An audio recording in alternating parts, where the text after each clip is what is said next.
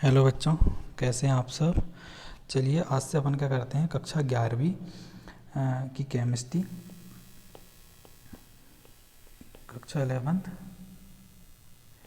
Chemistry की जो unit first है उसकी स्टडी अपन क्या करते हैं, शुरू करते हैं और धीरे धीरे अपन इसी क्रम में आगे बढ़ेंगे। तो जो पहली यूनिट है अपनी वो क्या है, रसायन शास्त्र की कुछ मूलभूत अवधारणाएं।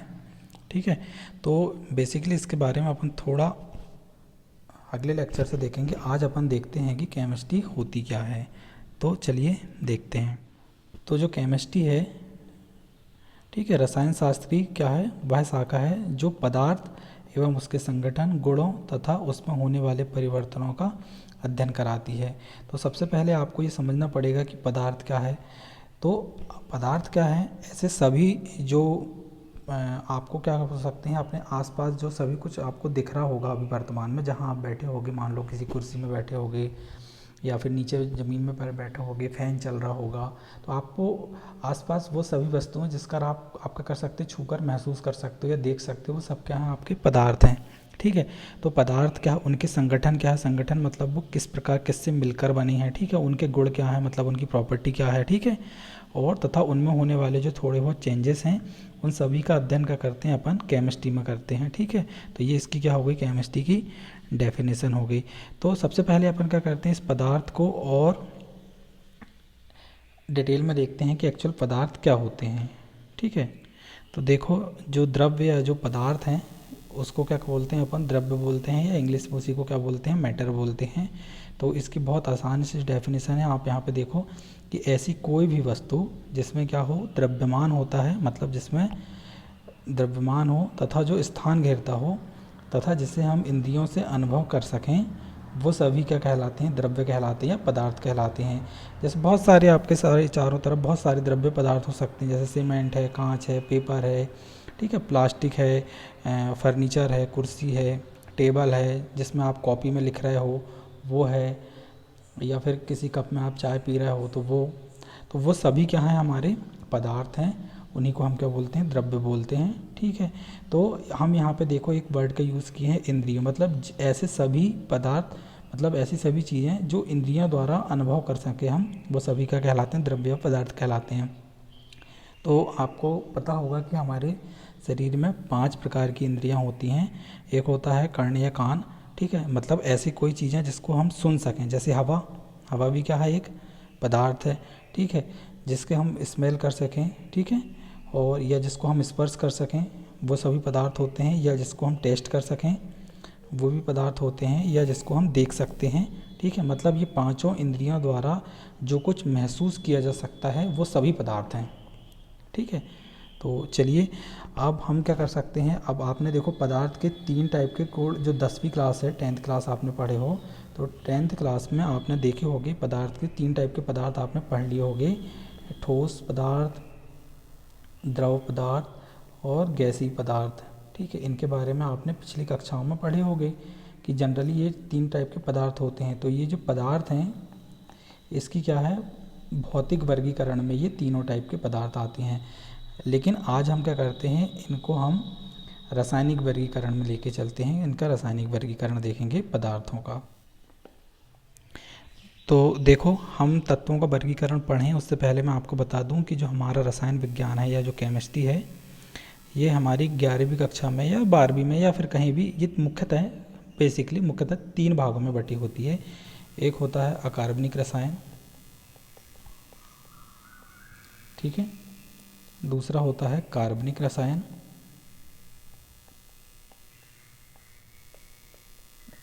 और जो हमारा थर्ड है वो होता है भौतिक रसायन। भौतिक रसायन, ये तीनों टाइप की केमिस्ट्री को हम 1 बाय 1 देखेंगे। तो जो अकार्बनिक रसायन है, कार्बनिक रसायन है, भौतिक रसायन है, इनको देखेंगे। और जो हम केमिस्ट्री है इसमें आपकी जो शुरुआती यूनिट हैं, जिसमें हम मुख्यतः देखेंगे कि तत्व क्या होते हैं, ठीक है, परमाणु क्या हैं, ठीक है, अणु क्या हैं, इनके बारे में हम समझेंगे। हालांकि ये आपने पुरानी कक्षाओं में भी पढ़ चुके हो, लेकिन एक बार और हम क्या करते हैं, इनका हम रिवीजन कर लेते हैं। तो जो मुख्यतः केमिस्ट्री है, केमिस्ट्री की जो मोटी मोटी परिभाषा है वो कुछ इसी प्रकार है कि रसायन शास्त्र जो है वस्तुतः क्या है, अणु एवं परमाणु का ही विज्ञान है पूरा। ठीक है। और विभिन्न टाइप के जो तत्व हैं 118 तत्वों के बारे में अपन अभी जस्ट आगे देखेंगे। उन सभी का जो विज्ञान है, साइंस है, वो सब केमिस्ट्री है, तो इनमें सबका हम अध्ययन करेंगे। देखिए यहाँ पे जो द्रव्य है, ठीक है, उसका हम भौतिक वर्गीकरण में हमने बता चुके हैं 3 प्रकार के होते हैं। कौन कौन से? ठोस, द्रव और गैस। अब जो हम रासायनिक वर्गीकरण पढ़ेंगे द्रव्य का, वो उसमें क्या आते हैं? सबसे पहले हम पढ़ेंगे शुद्ध पदार्थों को, फिर देखेंगे हम मिश्रण को। ये इसके बारे में भी आप पुरानी कक्षाओं में पढ़ चुके हैं। समांगी मिश्रण क्या होते हैं, विषमांगी मिश्रण क्या होते हैं, ठीक है, इनके बारे में आप पढ़ चुके हैं। शुद्ध पदार्थ के बारे में भी थोड़ा थोड़ा आप देख चुके हो, तत्व क्या होते हैं, यौगिक क्या होते हैं, ठीक है। तो जो मुख्यतः तत्व हैं वो 2 प्रकार के होते हैं ये हमारे पास, ठीक है। एक होते हैं धातु, धात्विक तत्व, और दूसरे होते हैं अधात्विक तत्व, और तीसरा एक और टाइप का होता है उपधातु, जिसके बारे में भी हम क्या करेंगे? अध्ययन करेंगे। और यौगिक भी 2 प्रकार के हमारे पास, ठीक है, अकार्बनिक यौगिक और कार्बनिक यौगिक। तो 1 बाय 1 एक एक को हम देख लेते हैं कि ये होते क्या हैं, ठीक है।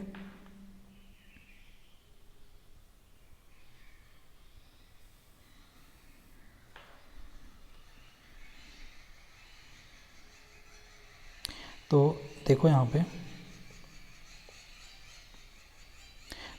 पे, जो तत्व है वो क्या है कि वे सभी पदार्थ क्या हो जिनमें केवल एक ही प्रकार के अणु परमाणु पाए जाते हैं, तत्व कहलाते हैं, ठीक है। इसकी डेफिनेशन देख लो, मैं आपको एक्सप्लेन करता हूँ कि वे पदार्थ जिनमें केवल एक ही प्रकार के अणु परमाणु पाए जाते हैं, तत्व कहलाते हैं। या फिर इसकी जो दूसरी डेफिनेशन है वो कुछ इस प्रकार है कि तत्व पदार्थ का वह सरलतम रूप है जिसे अपघटित करके और सरल नहीं किया जा सकता। जैसे कुछ तत्व मैं आपको बता दूँ, आपके चारों तरफ होंगे, गंधक होगा, तांबा होगा, लोहा होगा, ठीक है। तो ये हैं। तो सबसे पहले हम देखते हैं कि जो तत्व है वो होते क्या हैं। देखो, हम तत्वों की जो डेफिनेशन है, परिभाषा, उसके बारे में हम जान चुके हैं, ठीक है। तो आपके सामने ये आवर्त सारणी प्रस्तुत है। तो आवर्त सारणी में यहाँ पे लगभग आपको 118 तत्व दिखते होंगे। कितने तत्व दिखते होंगे? 118। तो इन्हीं 118 तत्वों में से कुछ तत्वों का हम अध्ययन किस में करेंगे? रसायन विज्ञान में पढ़ेंगे, ठीक है। ये आपस में मिलकर कोई यौगिक बनाते हैं, इनके गुण क्या होते हैं, ये किस सिद्धांतों पर ये पदार्थ बनते हैं, इन सभी का अध्ययन हम क्या करेंगे? केमिस्ट्री में करेंगे। तो जो हमारे सामने 118 तत्व हैं, तो ये तत्व कुछ 4 ब्लॉकों में बांटा गया है। एस ब्लॉक, ठीक है, यहाँ पे होता है हमारा डी ब्लॉक, यहाँ पे होता है, ठीक है, पी ब्लॉक, और यहाँ पे होता है एफ ब्लॉक। इसके बारे में भी हम आगे अध्ययन करेंगे। तो सबसे पहले हम यहाँ पे 118 तत्वों को देख ले रहे हैं। तो 118 तत्वों में से कुछ तत्वों को आप जानते होंगे, जैसे यहाँ पे नाइट्रोजन है, ऑक्सीजन है, ठीक है, कार्बन है, ठीक है। इनके बारे में आपने पुरानी कक्षाओं में पढ़े होंगे। सोडियम है, मैग्नीशियम है, कैल्शियम है, ठीक है। तो ये सभी क्या हैं? हमारे तत्व हैं, ठीक है। तो ये सभी हमारे क्या हैं? तत्व हैं। तो इसमें से लगभग जो 92 जो तत्व हैं 118 में से, वो क्या होते हैं? प्रकृति में पाए जाते हैं। किस में पाए जाते हैं? हमारे प्रकृति में पाए जाते हैं।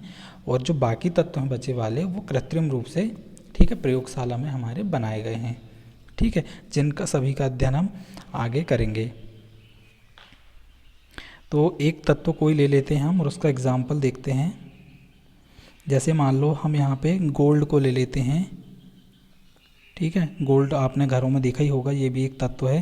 तो देखो यहाँ पे ये क्या है? हमारा गोल्ड है, या जिसको हम क्या बोलते हैं? सोना बोलते हैं, ठीक है। सभी के घरों में ये पाया जाता है। तो मुख्यतः जो हमारे आभूषण बनते हैं उसमें कुछ पदार्थ मिला दिए जाते हैं, क्योंकि वो उनको एक निश्चित आकार में ढालना होता है। पर जो प्योर सोना होता है वो कुछ इस प्रकार का होता है, जो खदानों से निकलता है। तो अब जो गोल्ड है ये बना किससे होता है? मान लो ये गोल्ड क्या है? हमारा एक गोल्ड का एलिमेंट है, ये जो तत्व है, ठीक है। तो यदि इस एलिमेंट या तत्व को हम क्या करें? बहुत छोटे छोटे पार्टिकल में तोड़ना चालू कर दें, ठीक है। बस इसको तोड़ते जाएं, तोड़ते जाएं, तोड़ते जाएं, तोड़ते जाएं, और बहुत छोटे छोटे पार्टिकलों में हम क्या करें? इसको तोड़ दें। तो तोड़ते तोड़ते अंत में कोई एक ऐसा पार्टिकल मिलेगा जिसको और आगे छोटे छोटे पार्टिकलों में तोड़ना संभव नहीं होगा। तो जो अंतिम कण या अंतिम जो कण है जो हमको मिलेगा, जिसको और तोड़ना आगे संभव नहीं है, उसी को ही रसायन शास्त्र में परमाणु कहा गया है, जिसकी डेफिनेशन अपन आगे पढ़ेंगे जस्ट, ठीक है। जैसे मान लो ये गोल्ड है, ये गोल्ड की एक पतली सी प्लेट है जिसको हमने तोड़े हैं। तो हमने देखे हैं कि इसके ये छोटे छोटे छोटे छोटे किससे? परमाणुओं से मिलकर बना होता है, ठीक है। ये परमाणु एक निश्चित क्रम में अरेंज होकर अणु बनाते हैं, और अणु फिर क्या हो जाता है? ये हमारा एक तत्व है, ठीक है। तो इन्हीं का जो अध्ययन है हम करेंगे अभी, ठीक है। तो चलिए देखो आगे। ठीक है, हमने डेफिनेशन में अभी देखे हैं कि वे सभी पदार्थ जिनमें केवल एक ही प्रकार के अणु एवं परमाणु पाए जाते हैं तत्व कहलाते हैं। जैसे कि हमने अभी गोल्ड का एग्जाम्पल देखा, तो गोल्ड में जो सारे परमाणु हैं वो किसके पाए जाएंगे, गोल्ड के पाए जाएंगे। ठीक है, यह तत्व क्या है, पदार्थ का वह सरलतम रूप है जिसे अपघटित करके और अधिक सरल नहीं किया जा सकता है। ठीक है, तो जैसे गोल्ड है तो वो उसका जो अंतिम अणु है जिसको हम छोटे छोटे पार्टिकलों में तोड़ते जा रहे थे, वो अंतिम जो पार्टिकल है वो भी क्या मिलेगा, हमको गोल्ड का ही मिलेगा। ठीक है, तो जो गोल्ड है इसको हम यदि छोटे छोटे भागों में भी तोड़ दें तो हमको किसके पार्टिकल मिलेंगे, सिर्फ गोल्ड के मिलेंगे। मतलब इसको क्या बोलते हैं, हम तत्व बोलते हैं। ठीक है, तो और आगे जैसे जैसे हम बढ़ते जाएंगे आपको और क्लियर होते जाएगा। तो जो तत्व है मुख्यतः, ये जो तत्व है मुख्यतः 3 प्रकार के तत्व हमको आवर्त सारणी में देखने को मिलेंगे। मुख्यतः कुछ धातु मिलेंगे, कुछ अधातु मिलेंगे और कुछ उपधातु मिलेंगे। तो धातु तत्वों को आप जानते हैं, आपने पुरानी कक्षाओं में पढ़ चुके हैं, जैसे सोना चांदी है। ठीक है, अधातु के बारे में भी आपने पढ़े हो, ऑक्सीजन है, क्या है, नाइट्रोजन है। और उपधातु क्या होते हैं, आर्सेनिक, एंटीमनी। इनके बारे में भी अपन धीरे धीरे देखेंगे। तो मुख्यतः आपने यहाँ पर देख चुके हो तत्वों के बारे में। ठीक है, ये बहुत सारे हमारे जो तत्व होते हैं। ठीक है, जैसे आप यहाँ पे दूसरा तत्व देखो ऑक्सीजन। ये ऑक्सीजन किस अवस्था में पाया जाता है, ये तत्व गैसीय रूप में पाया जाता है। ठीक है, जैसे सोना है, ये चांदी है, ये ठोस रूप में पाए जाने वाले तत्व हैं। ठीक है, और ये गैस रूप में है। और कुछ द्रव रूप में पाए जाते हैं, जैसे ब्रोमीन है, ये लिक्विड फॉर्म में पाया जाता है, द्रव रूप में पाया जाता है ये तत्व। तो इसके बारे में हम आगे पूरा डिटेल में देखेंगे धीरे धीरे। ठीक है, आप तत्वों के बारे में पढ़ चुके हो तो यौगिकों के बारे में भी थोड़ा सा देख लेते हैं। हालांकि सब पुरानी कक्षाओं में आप बहुत अच्छे से पढ़ चुके हैं। यौगिक क्या होते हैं, वे पदार्थ जिन्हें 2 या 2 से अधिक सरल पदार्थों में अपघटित किया जा सकता है यौगिक कहलाते हैं। और तत्व क्या होते हैं, जिन्हें सरल पदार्थों में अपघटित ना किया जा सके। जैसे हमने यहाँ पे किसका एग्जाम्पल लिए थे, गोल्ड का। यदि गोल्ड को बहुत बारीक बारीक बारीक बारीक छोटे छोटे अंतिम कणों तक भी तोड़ के ले जाएं तो जो अंतिम कण है वो भी किसका मिलेगा, हमको गोल्ड का मिलेगा। मतलब ढेर सारे गोल्ड के परमाणुओं ने मिलकर क्या करे हैं, गोल्ड एलिमेंट या गोल्ड तत्वों को बनाए हैं। ठीक है, लेकिन यौगिक के केस में ऐसा नहीं होता है। यौगिक क्या करते हैं, 2 या 2 से अधिक सरल पदार्थों में इनको अपघटित किया जा सकता है, या इसका उल्टा भी बोल सकते हैं कि 2 या 2 से अधिक परमाणु या तत्वों से मिलकर क्या होते हैं, ये बने होते हैं। जैसे एक एग्जाम्पल यहाँ पे हम देखें,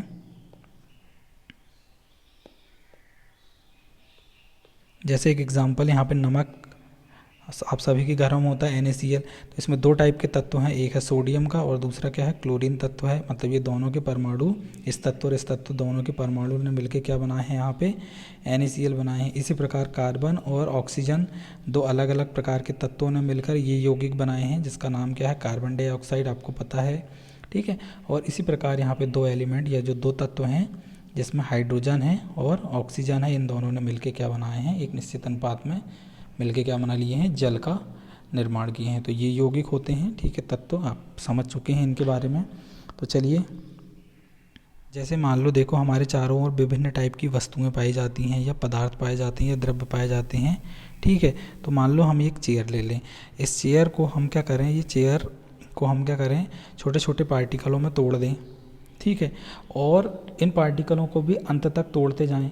तो इतना तोड़ते जाएं कि ये अंततः किस में परिवर्तित हो जाएं, ये परिवर्तित हो जाए परमाणुओं में।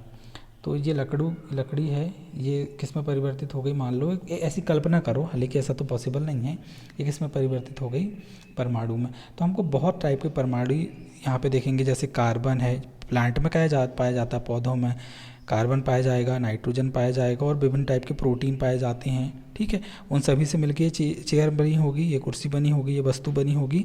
तो उन यदि प्रोटीन और या जो भी पदार्थ पाए जाते हैं उनका यदि हम अंतिम देखें, अंतिम तत्व तक उसको तोड़ें तो वो परमाणु में टूटेगा और कोई ना कोई परमाणु मिलेगा। तो जैसे यहाँ पे हमको एक कार्बन परमाणु मिला। ठीक है, तो आपको यहाँ पे एक चीज़ समझ में आ गई होगी कि यहाँ पे जो परमाणु है इसको क्या कर सकते हैं, और अधिक सरल भागों में तोड़ा नहीं जा सकता। ठीक है, कि परमाणु क्या होता है, ठीक है, किसी तत्व का वह छोटे से छोटा कण है जो रासायनिक अभिक्रिया में भाग लेगा परंतु स्वतंत्र अवस्था में नहीं पाया जा सकता। ठीक है, तो यह किसी तत्व का क्या होता है, सबसे छोटे से छोटा कण होता है और रासायनिक अभिक्रिया में भाग लेगा और लेकिन स्वतंत्र अवस्था में नहीं रह सकता। ये वाला पॉइंट मैं अभी आपको बताऊंगा कि स्वतंत्र अवस्था में क्यों नहीं पाया जाता। ठीक है, तो विभिन्न टाइप के तत्व हैं, आपने अभी देख सके यहाँ पे, जैसे नाइट्रोजन है, ऑक्सीजन है, सोडियम है, मैग्नीशियम है, ठीक है। इनके सभी परमाणु आपने पढ़े होंगे, अभी देखेंगे। और अणु जो है, अणु के बारे में आप यहाँ पे देखो, देखो जो अणु है, अणु क्या होता है? अणु किसी पदार्थ या तत्व या यौगिक का वह सूक्ष्मतम कण है जो स्वतंत्र, जिसका स्वतंत्र अस्तित्व रहता है या जो स्वतंत्र अवस्था में पाया जाता है, ठीक है। जिसमें पदार्थ के सभी गुण क्या होते हैं? निहित होते हैं, मतलब पदार्थ के सभी गुण क्या होते हैं? अणुओं में पाए जाएंगे। जैसे मान लो यहाँ पे ऑक्सीजन है, नाइट्रोजन है, फास्फोरस है, सल्फर है, हीलियम है, ये सभी क्या है? हमारे अणु हैं, ठीक है। तो अणु किससे मिलके बने होते हैं? परमाणुओं से। अणु किससे मिलके बने होते हैं? परमाणुओं से। जैसे मान लो यहाँ पे ऑक्सीजन के 2 परमाणु हैं, इनने मिलके ऑक्सीजन का एक क्या बना लिया? यहाँ पे अणु बना लिए। ये क्या है? परमाणु। तो ज़रूरी नहीं है कि सिर्फ 2 ही परमाणु मिलके अणु बनाएं, एक या एक से अधिक परमाणु मिलके क्या बनाते हैं? अणुओं का निर्माण करते हैं। जैसे यहाँ पे नाइट्रोजन के, ठीक है, 2 परमाणु हैं, ठीक है। फास्फोरस के 4 परमाणु ने मिलकर इसका एक अणु बनाए हैं। इसके बारे में आप कंफ्यूज मत हो, हम आगे पूरा पढ़ेंगे कि ऐसे क्यों बनाते हैं, क्यों 4 जो अणु हैं वो दो द्विपरमाणुविक होते हैं, कि त्रिपरमाणुविक होते हैं, कि चतुर्थ परमाणुविक होते हैं। इसके बारे में अपन अध्ययन करेंगे। जैसे यहाँ पे सल्फर है, इसमें 8 परमाणु मिलकर एक अणु का निर्माण करते हैं। जो हीलियम है वो 1 परमाणुविक होता है, इसका अणु क्या होता है? 1 परमाणुविक होता है, हम पढ़ेंगे, ठीक है। ये तो हो गए सेम टाइप के। अब जैसे यहाँ पे HCl, ठीक है, हाइड्रोक्लोरिक अम्ल, ठीक है, और यहाँ पे मीथेन CH4, इनके बारे में भी आपने थोड़ा थोड़ा पढ़ा होगा पुरानी कक्षाओं में। तो ये भी क्या है? अणु हैं। लेकिन यहाँ पे जो अणु हैं ये 2 अलग अलग प्रकार के परमाणु से मिलके बने हैं। एक परमाणु किसका है? हाइड्रोजन का, दूसरा क्लोरीन का। इसी प्रकार यहाँ पे कार्बन का है और हाइड्रोजन का, ठीक है। तो ये अलग अलग परमाणुओं से मिलकर भी क्या होते हैं? अणु बनते हैं, ठीक है। समान प्रकार के भी होते हैं और अलग अलग प्रकार के भी होते हैं, ठीक है। जैसे मान लो हम यहाँ पे देख रहे हैं कि हमारे वातावरण में चारों तरफ बहुत सारी क्या है? ऑक्सीजन है, ऑक्सीजन गैस पाई जाती है। तो ये जो ऑक्सीजन गैस है, मतलब जो ऑक्सीजन तत्व है, ठीक है, ये एक पदार्थ है, ठीक है, पदार्थ है। या क्या है? द्रव्य है, जो हमारे वातावरण में चारों ओर पाया जाता है और सभी जो सजीव हैं उनके लिए ये आवश्यक तत्व है। ऑक्सीजन, ऑक्सीजन के बिना किसी का काम नहीं चलता, ठीक है। तो जो ऑक्सीजन है, तो जो ऑक्सीजन तत्व है ये क्या होते हैं? परमाणविक रूप में पाया जाता है, मतलब जो अणु है उसका स्वतंत्र अस्तित्व क्या होता है।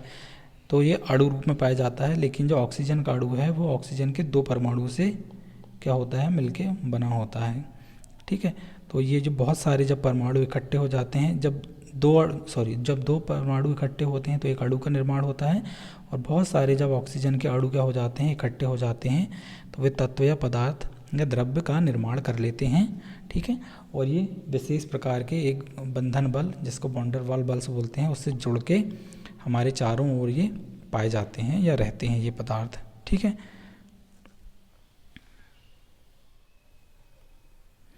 तो चलिए हम कुछ चीज़ें और पढ़ लेते हैं। जैसे आपने यहाँ पे पढ़ लेते हैं अपन परमाणु एवं अणु में अंतर पढ़ लेते हैं। तो मैं इसको थोड़ा थोड़ा एक्सप्लेन भी करता जाऊंगा। तो हमने अभी तक पढ़े हैं, उसमें आपने ये सीखा होगा कि किसी तत्व का वह सूक्ष्मतम कण जो स्वतंत्र अवस्था में नहीं रह सकता, अभी आपने देखे हो, ठीक है, वो नहीं रह सकता। जैसे ऑक्सीजन है, ऑक्सीजन कभी भी स्वतंत्र अवस्था में नहीं पाया जाता। वो ऑक्सीजन का जो एक परमाणु है वो ऑक्सीजन के दूसरे परमाणु से क्या हो जाएगा? मिल जाएगा और ऑक्सीजन का क्या बना रहेगा? अणु। और तो यहाँ पे जो क्या है? परमाणु का स्वतंत्र अस्तित्व नहीं होता। लेकिन यदि हम यहाँ पे अणु की बात करें तो अणु में क्या पढ़ेंगे हम?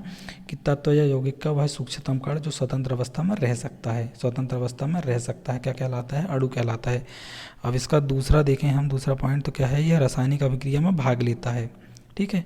और जो अणु हैं वो रासायनिक अभिक्रिया में भाग नहीं लेते या कुछ लेते भी हैं, ठीक है। जैसे पॉलीमर वगैरह हैं, बहुलक वगैरह, ये लेते भी हैं। तो आप यहाँ पे ये समझो कि ये कुछ रिएक्शन, जैसे हम एक रिएक्शन लेके समझते हैं। जैसे आपने एक अम्ल क्षार की अभिक्रिया पढ़ी होगी, HCl और NaOH क्या है? क्षार है। ये दोनों मिलके क्या बनाते हैं? NaCl और जल। तो ये क्या है? हमारा एक लवण है और ये जल है। तो अम्ल और क्षार मिलके क्या बनाते हैं? लवण और जल। ये अभिक्रिया आपने पुरानी 9th 10th कक्षाओं में पढ़ी होगी। तो यहाँ पे देखो हाइड्रोजन का जो परमाणु है, ठीक है, क्लोरीन का परमाणु है सोडियम। तो ये क्या कर सकते हैं, रासायनिक अभिक्रिया क्या कर रहे हैं, भाग ले रहे हैं परमाणु। ठीक है, तो रासायनिक अभिक्रिया में क्या कौन भाग लेता है, हमेशा परमाणु भाग लेगा। ठीक है, आगे देखो थर्ड फॉर्म, रासायनिक क्रिया में विभाजित नहीं होते हैं। ठीक है, अब परमाणु तो आपने पढ़े होंगे, अभी अपने डेफिनेशन में देखेंगे। अब खुद क्या है, अविभाज्य कण है, मतलब रासायनिक क्रिया के दौरान ये विभाजित नहीं होगा। तो ऐसा नहीं कि हाइड्रोजन जो परमाणु है विभाजित होकर कुछ और बन जाए, और यहाँ पे जो सोडियम है वो विभाजित होकर कुछ बन जाए, नहीं, इनका स्वतंत्र अस्तित्व रहता है। ठीक है, ये परमाणु जो कोई भी रासायनिक अभिक्रिया होगी उसमें ये परिवर्तित नहीं होंगे। ठीक है, यहाँ भी हाइड्रोजन था तो यहाँ भी हाइड्रोजन है, लेकिन यहाँ पे जो अणु हैं वो रासायनिक अभिक्रिया में क्या हो जाते हैं, विभाजित हो जाते हैं। देखो जैसे यहाँ पे HCl का एक क्या है, हमारा अणु है, ये विभाजित हो गया। ठीक है, ये विभाजित होकर किस में टूट गया, हाइड्रोजन और क्लोरीन में टूट गया। इसी प्रकार ये अणु है, ये भी बीच से टूट गया, और इसका एक परमाणु और इसका एक परमाणु मिलके फिर से एक लवण बना लिया या दूसरा अणु बना लिए। तो ये क्या हो जाते हैं, जो यौगिक हैं, सॉरी जो अणु हैं वो रासायनिक अभिक्रिया में क्या हो जाते हैं, विभाजित हो जाते हैं, और जो परमाणु है वो अविभाज्य रहता है, वो विभाजित नहीं होता है। अगला पॉइंट देखो कि जो तत्व हैं, अगला पॉइंट देखो यहाँ पे कि किसी तत्व में सभी परमाणु क्या होते हैं, समान होते हैं। ठीक है, आपने अभी देखे हो एग्जाम्पल, जैसे किसका एग्जाम्पल देखे हो, गोल्ड में। ठीक है, या फिर कोई आयरन की रॉड देख लो, या फिर चांदी देख लो, कोई भी जो शुद्ध तत्व है उसके जो सभी परमाणु हैं वो समान रहेंगे। मतलब गोल्ड के छोटे से छोटे पार्टिकल को करते जाओ तो जो अंतिम तत्व, जो अंतिम कण मिलेगा वो क्या मिलेगा आपको, सोने का ही मिलेगा, उसमें किसी भी प्रकार की कोई मिलावट नहीं रहेगी। ठीक है, तो जो तत्व हैं वो सभी किससे मिलके बनते हैं, इसमें मतलब तत्वों के सभी प्रकार के जो परमाणु हैं वो समान होते हैं। ठीक है, जैसे गोल्ड में सभी जो परमाणु हैं वो किसके पाए जाएंगे, गोल्ड के पाए जाएंगे। चांदी में सभी परमाणु किसके पाए जाएंगे, चांदी के पाए जाएंगे। लेकिन अणु में ऐसा नहीं होता, एक या एक से अधिक प्रकार के परमाणुओं के संयोग से बनते हैं। जैसे मान लो आपने अभी एग्जाम्पल लिया एक अणु का, किसका लिए हो यहाँ पे NaCl का, या यहाँ पे आपने किसका लिए हो, सॉरी किसका लिए हो यहाँ पे एग्जाम्पल HCl का। तो जो HCl का अणु है ये तो अनेक प्रकार के परमाणुओं के संयोग से मिलकर बना है ना, यहाँ पे तो हाइड्रोजन भी का भी परमाणु है और क्लोरीन का भी परमाणु है। तो ठीक है, इस प्रकार से आप इनका अध्ययन कर सकते हैं।